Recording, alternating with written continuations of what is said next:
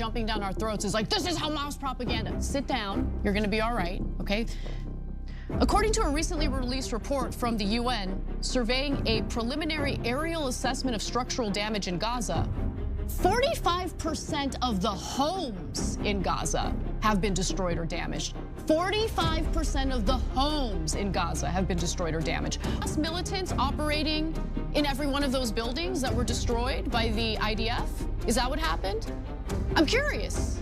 Yeah. I'm curious because that's the excuse that we get. By the way, we're told over and over again, don't trust anything that comes out of Hamas. Don't trust anything that comes out of Gaza because it's controlled by Hamas. Am I supposed to take every talking point coming from the IDF and the Israeli government at face value? They just justify everything they do by saying, oh, there are Hamas militants operating in the tunnels underneath. First of all, can I see some evidence of that? Is there any proof? Or are we just supposed to take what Israel says at face value? Because I refuse to do that. Last night, to give them enough fuel to operate the hospital, operate the incubators and so on, because we have obviously no battle with patients or with civilians at all.